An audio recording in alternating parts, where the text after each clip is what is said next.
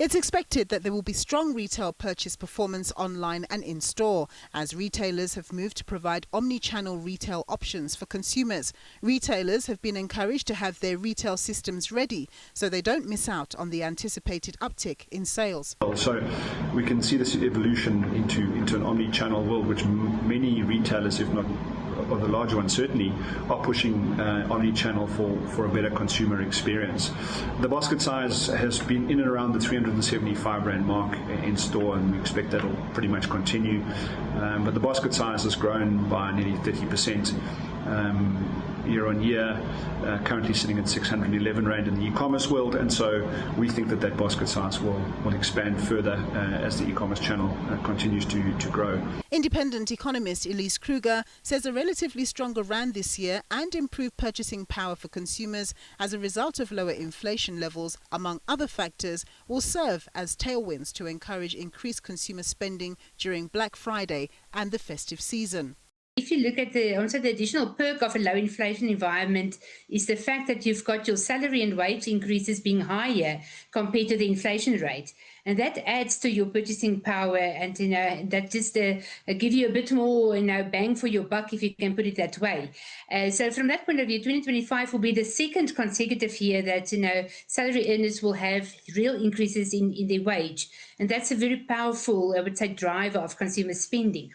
On top of that, we have heard from South African Revenue Services that a further 18 billion in two-pot withdrawals took place in the 6 months to September.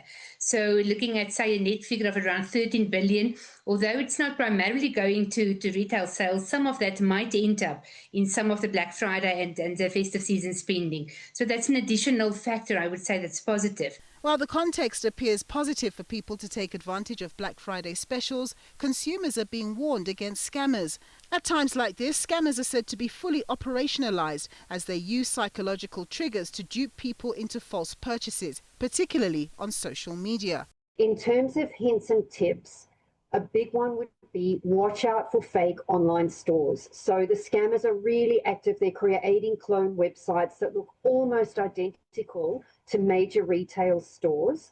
And where you can really see that something's not right or get a big red flag would be where it looks as though it's too good to be true. So, for example, something like, 80% off everything on the site for a major retailer.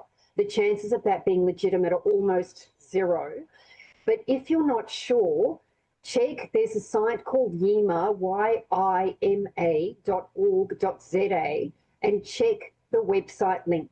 Make sure that it's the legitimate website, and if you're still not sure, check on yima.org.za to see whether it is a legitimate link, and I think that would be a big initial tip.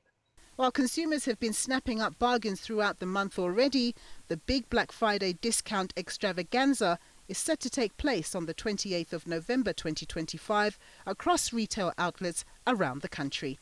Nampumela Losiziba, SABC News, Johannesburg.